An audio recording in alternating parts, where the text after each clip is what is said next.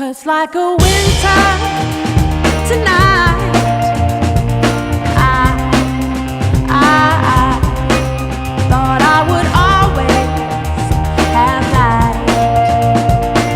The quick flash that you gave to me, so dark I could barely see. Looking from wherever you are around the world, welcome and thank you for joining us. Today we're going to be exploring the world of body language. That's right. Do you think I'm self-conscious? You better believe it. With us today is one of the premier body language experts in the country. Tanya Ryman is a Fox News channel contributor and has appeared on Good Morning America, Today, Inside Edition, and Extra. She's also contributed to the New York Times, Cosmopolitan, USA Today. We just need a separate show just to introduce her. So let's welcome Tanya Ryman to the show. Welcome to the circle, Ms. Ryman. Thank you very much. So I love this topic. Now, like I said, I have to be self-conscious. Why not? Because you're going to read my body language whether I like it or not. But let's find out a little bit about why.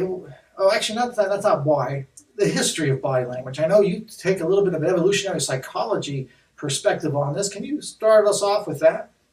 Sure. I mean, if you think about it, nonverbal communication is what we had before we had words, right? So it's instinctive to us. It's natural to us. It's primal to us to be able to look at someone and read their nonverbals before we have an opportunity to break down their words. So what winds up happening is, as you and I are having a conversation, I'm looking at your movements, and then very quickly I'm just working out to see if they are in agreement with your words or if they are in disagreement with your words. So do your words and your nonverbals match? This brings up another question in my mind right now. It's like a superpower. It's not. It's really not. Turn it off, though? I mean, when you're talking to somebody, does it automatically turn on, or can you actually turn this thing off, or do you want to turn it off? You can never turn it off. And once you learn it, you can never turn it off either. And that's the whole point. It protects us. It helps us to determine when someone is being real, when they're being genuine, when they might be a little bit anxious, but best yet, when they're being deceptive. All right, so let's get on to it. I know you were wanting to talk a little bit about the brain and how that works and how it's different in males and females. How so? Well, you know, one thing that people fail to recognize, and better yet, don't want to acknowledge, is that we are different. Men and women are very different. And because of that, if you want to communicate with one another, you have to be able to understand just a little bit more about the opposite gender's brain so that you can talk to them in their own language. So what we've learned now in terms of how men think and how women think is that men tend to be obviously more analytical when it comes to let's solve a problem. And women tend to be more, let's talk it out. Let's do the emotional piece. So just recognizing slight differences in how we look at the world and how we view things, you realize that if I can look at you and try to get into your mind and how you might be attempting to solve an issue, I'm going to have that much more of an opportunity to build rapport with you.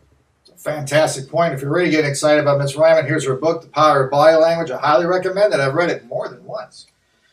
So let's go on. I've got a series of questions here I definitely want to explore. Do we have flirting gestures that are evolutionarily related?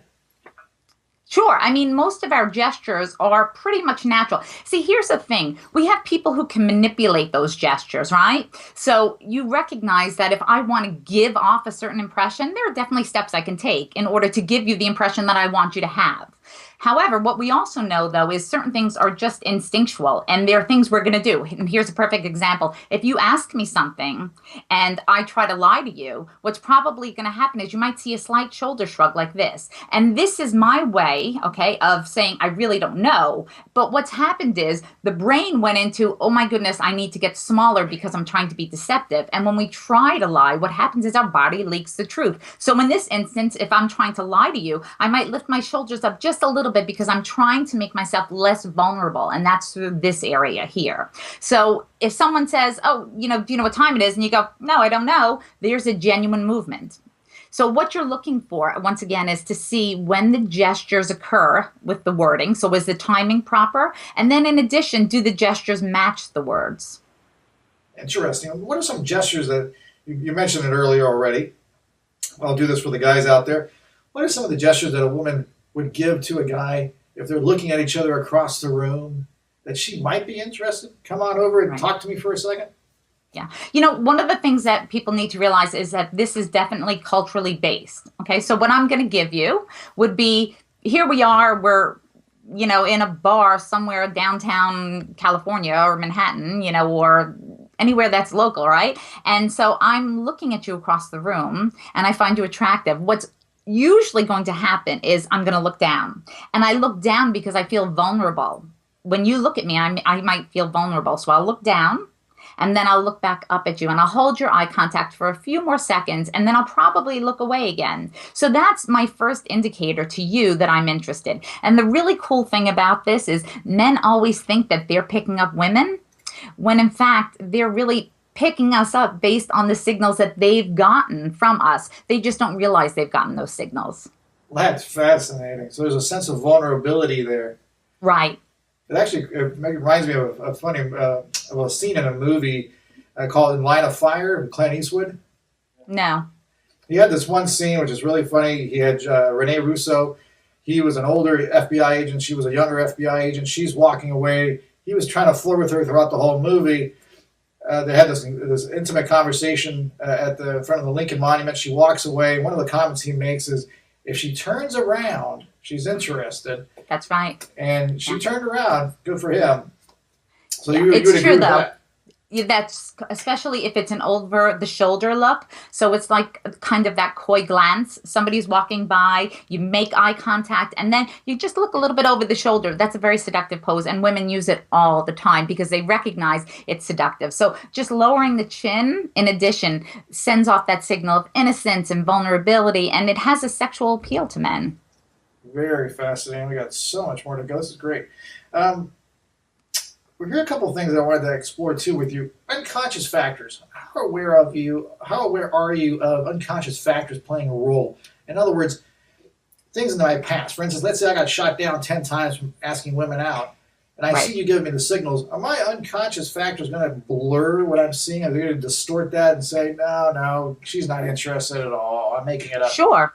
Yeah, Okay. of course. What happens to you in the past, of course, it's like saying how you live through your world. You see through specific glasses, and those glasses, if you've been shot down a few times, they're going to be negative. And that's why I always say to people, you know what? Just walk down the street and practice your techniques on people who aren't going to make or break you. So for instance, I always say, walk down the streets of Manhattan and smile at 10 people. And 8 of those people are going to smile back and 2 are going to think you're nuts. But that's okay, because the fun piece is that you've done 2 things. You've, one, smiled, so you're practicing and making yourself feel better. But also, you've given a gift, because when you smile at someone, it sends off all these signals in the brain to make them feel good. It's our mirror neurons bouncing off one another. So if I smile at you, you're going to smile back, and then you're going to feel better, and then I'm going to feel better. And we kind of gave each other a gift. So it's a cool way to practice, because it helps build up your confidence, especially when you start getting a response. And you're always going to get a response. You know, people typically will smile back at you. That's a beautiful way to describe it, too. I like that idea of giving a gift. That's really fascinating. Ovulation. We've read studies about that in evolutionary psychology. Is that going to change the woman who's across the room that we're flirting with? Well, absolutely, because, you know, as we go through our cycle, different days we're going to be more vulnerable. So, you know, day 1 of our menstrual cycle, we might be a little bit hectic, scattered, you know, but by day 8, we're starting to get a little bit more flirtatious and playful. And now this is where you might even see that you dress a little bit different. Women might dress a little bit differently because they're looking to play, as opposed to now when they go back to kind of, they have that breakdown and they're starting to lose their estrogen again and they don't feel as upbeat, then they're going to go back to being maybe a little bit more mommy-like. Okay. Let's do a little time traveling. I'm going to go back to when I was single years ago and I had some hair. We're going to ask, what tips would you give me if I saw that woman across the way? How should I stand, or what kind of body language should I give to let her know I'm interested in a good, positive way and not a cheesy way with the gold chain and the hair staying out? Yeah. Well, you know, women are much better at this than men. And again, it's because typically throughout our lives, based on the hormones that our brains release, we have hormones that get released into our system that make us more aware of facial expressions. It helps us to read expressions more. So you might have like testosterone and vasopressin flowing through your body, and that deviates, that kind of hurts in the sense that you're not as in tune to facial expressions as I am. Okay. Different chemicals make us react different ways. So if you're standing there and you find me attractive and I've given you the signals, I've smiled at you, I've given you the head tilt, maybe I've looked down a little bit and you want to say to me, hey, I'm interested too. A couple of different things. We love movement. As humans, we're very attracted to movement and color, especially men. So if you see that I'm being a little bit more gesticular, you're going to find that probably attractive. And so will I. If I see that you're suddenly making a little bit more gestures, not big over the top gestures, just a little bit, then I'm going to look at you. I'm going to notice you. In addition to that, if I see that you're standing tall, your neck is elongated, your shoulders are pulled back, those are the things that attract us to people. Confidence. So if you look confident and not feeble, you have a much better chance at picking me up than if you're in the corner kind of hunched over and looking down at your drink the entire time. It's funny, our videographer is sitting up more straight now as we converse. There you go. Do men and women flirt and perceive flirting differently? Well, we do, just because we know what signals we have to send out. So, for instance, I might have to send out 6 different signals before you're fully going to understand that I'm interested in you. So, if we're in a bar, it might take, if I'm not the perfect 10 and you're not staring at me all the time, it might take a little bit more work for me to catch your attention than if you and I were on the same playing field. Do you understand? So, you look at me and you go, wow, she's beautiful, I'm interested. You're automatically paying attention to me now. So no matter what I do, as long as I smile and as long as I hold eye contact, you're going to recognize this is my signal to say, hey, please come over and talk to me. But if I'm not on your radar, then it's going to take a little bit more work. I'm going to have to do things to entice you, to get you to pay attention to me, and then make you want to come over and talk to me. So there's a slight difference. And this is why I always say to people, you don't have to be a 10 physically. You don't have to be a 10. You just have to be a 10 in your confidence. You have to feel good about yourself.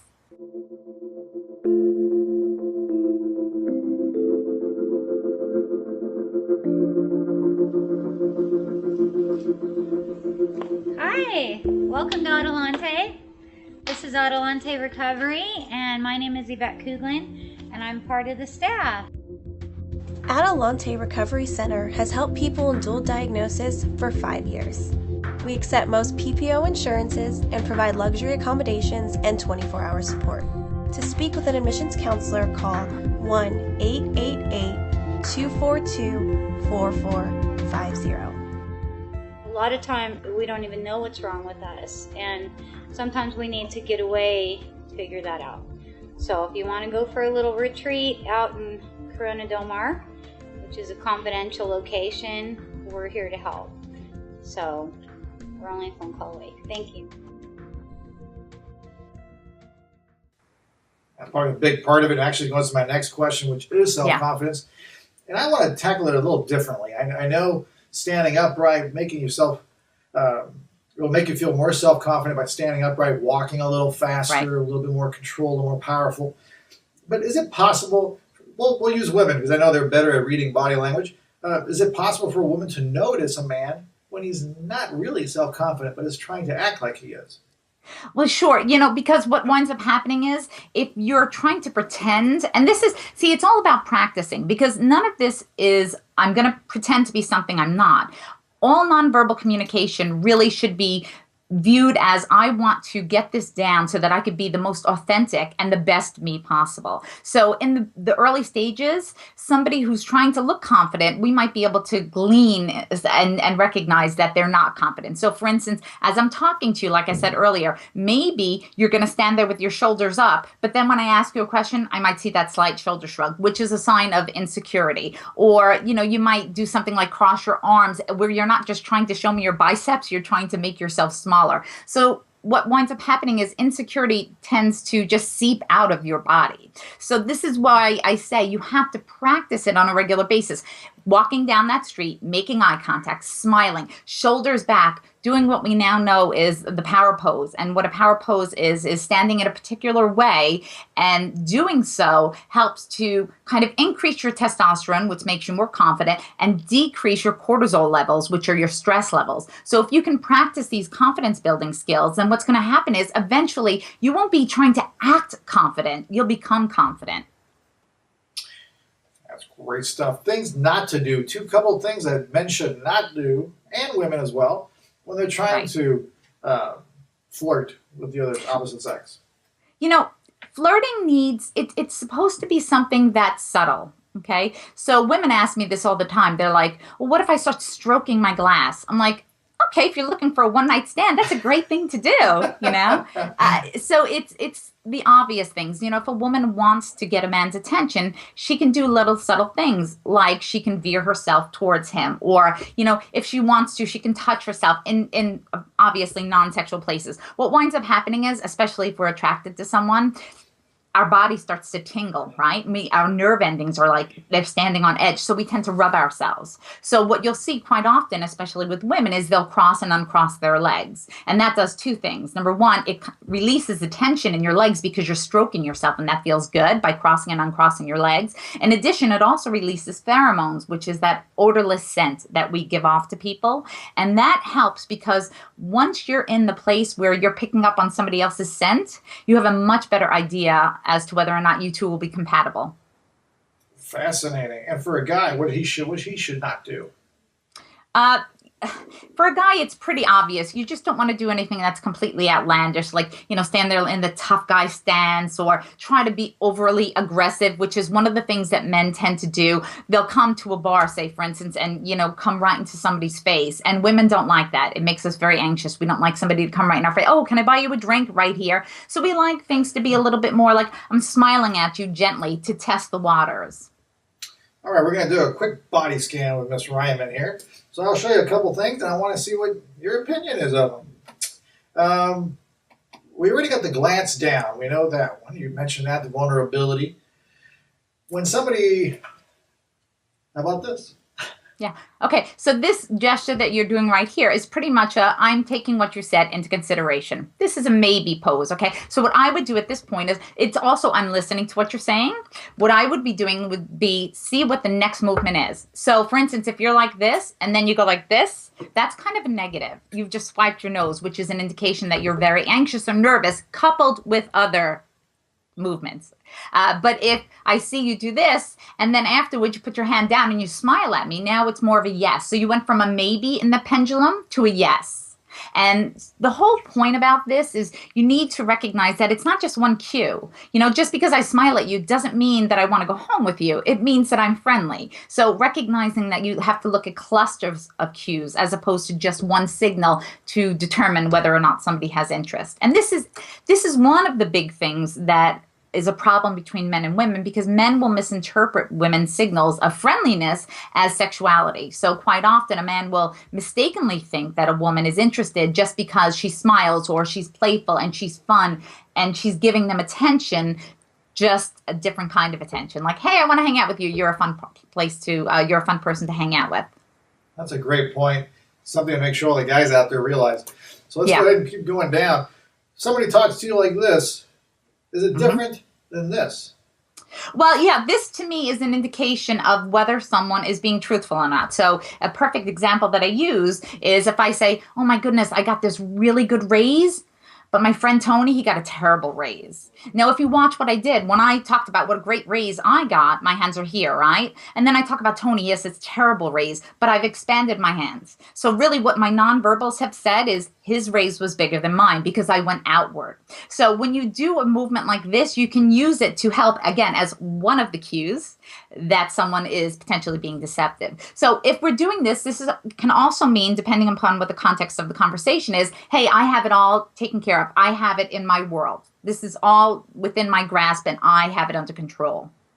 Fascinating. Yeah. I know so it's always about the context. I'm sorry? It's always about the context of the situation. Every movement that we make is context driven. And that's why so often we say we really need to baseline people to know what their regular body movements are. Once we know what somebody's honest signals are, we can use that to see when they're being deceptive.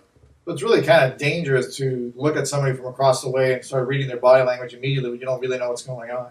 Right. Well, depending upon, you're right, because you don't know if the conversation that they just had was something terrible or something wonderful, and you don't know what's in their mind at that moment. But you can do something just like look across the room and get a basic idea of what somebody's nonverbal mood is. You know, somebody who's using big gestures and smiling, typically those two cues alone will say they're having a good day, whereas somebody who's using big gestures and frowning, you know, you say, I'm going to head to the opposite side of the bar now. And actually, I brought up another question. This is going to be going on the rest of the show here. There are two different smiles. There's a real smile and a fake smile. Right, right. And that goes back to what we were talking about earlier. So if I smile at you and then you smile back, okay, like I said, it sends off those triggers in the brain to make you feel better. You kind of release chemicals in your body. I release chemicals in my body. We both feel good. But if I give you one of these Colgate smiles, like, and the muscles don't actually go to where it's going to tell the brain to release the chemicals, people are going to recognize that and they feel like you're false. People can pretty much interpret genuine smiles well. And that's because there's different things that happen. So in a real smile, pretty much anyone over 25, right, their lower eyelids are going to crease and you're going to see some crow's feet. You're also going to see some lines over here in a genuine smile. Whereas in a regular pasty, hey, give me a cheese smile, you won't see the lifting of the cheeks as much. My daughter is infamous for those. She's 4 years old. So, let's go back to the body scan. But before we get to that, here's a picture I wanted to show everybody. It's Angelina Jolie and Brad Pitt here, and they really don't look comfortable. Can you give us a little heads up of what's going on in this picture? That's the picture where we first knew that they were interested in one another, though, which is interesting because they were trying too hard to look like they were distanced. So again, going back to the context of the situation, here they are. I think this is Mr. and Mrs. Smith, right? When the movie first came out, Okay, so this is just when they started to get serious with one another. And as an actor and an actress, they would have been much more flirtatious and fun to sell the movie. Okay, so when you're looking at this in the context of what should be going on, and you see that there's that coy little smile and they're trying to angle away, that's when you start to go, that's a disconnect. It doesn't match what it should say. And after that, we soon found out that, yes, indeed, they were having an affair. Amazing stuff. You brought up another question here about angling away. Right. So when you're talking to let's say another courting issue here, a dating potential, I have a female in front of me. Am I looking at positioning of her feet here or angles of the hips? If they're pointed away towards the door, is that a bad sign for me? Right. Well, what we know is that the feet tend to have the most neural connections to the brain. So the feet really do drive where we want to go. So for instance, if you and I are having a conversation and I start tilting my left foot towards the door, then there's a good chance that you might take the hint, I'm finished. I'm ready to leave. But if I'm standing there and my feet are pointed the opposite way and suddenly I start to pivot my feet towards you, that's a really good sign that I want to continue the conversation. There's so many mistakes made in this one area, especially surrounding the feet, because what winds up happening is we don't really recognize that our feet are starting to turn. We don't recognize that we might have lifted a foot up and put it out towards the door because it's an unconscious thing. We know we want to leave unconsciously, but we don't want to offend someone. So what happens is we start moving our feet in the direction that we want to go towards. And that's why the positive piece is if I'm standing at a bar and I'm pointed towards the bar and you approach me from the side, if I'm interested, I'm going to turn my entire body towards you. After a few minutes, I'm not going to do that automatically, but I'll turn my entire body towards you so that now you have, my shoulders are pointing towards you, my hips and my feet. And that's what you really want. And the slap on the shoulder or the arm, is that a good sign too? Yeah. Well, touching is a really big signal, especially, again, because women tend to be very playful. Sometimes that's something that's misconstrued. But the person who touches first is typically the one who's seen to have the upper hand in most situations. But when a woman touches a man in that situation, quite often it gives a signal to a man, hey, I have the upper hand because she already likes me. That's an interesting thing. I remember watching that between the leaders of the superpower countries, between Putin and Bush, and that was really fascinating to watch the touching game on that. Well, that's big, especially in that world. When we're talking about, the world of politics, that becomes really big. And I always make the joke, if you ever watch the presidential debates, you see both candidates walking out and their hands are already extended. Why? Because the person who shakes first, who extends their hand first, is the one who's seen as the more powerful of the two. So if I can extend my hand first, then you're going to look to me to be the dominant individual. Fascinating. Let's take a little brief trip around the world. I know when I've spoken with Middle Eastern individuals or people, they tend to be really close in certain countries. And then I've spoken with others, and they're really far. Yeah. What's going on there? Well, it is all cultural, and that's why. So, for instance, I talk to a lot of people who travel, right? And so, one of the things you always have to realize is just because I say, hey, eye contact is really important, it doesn't mean that it's applicable all over the world, because in some places, if you do that, you're going to insult and offend. So you always need to look at the background, always need to look at what the cultural beliefs and feelings are before you speak to someone who doesn't share the same beliefs and cultures that you do. Because if you offend them once you get that no during the first few seconds, it's really hard to get the yes. That's very fascinating. It's really tricky when you start going international. That's why you have to get the book. Power of Body Language, Tanya Ryman. Got to get it. All right, let's continue on. Does age change our perception?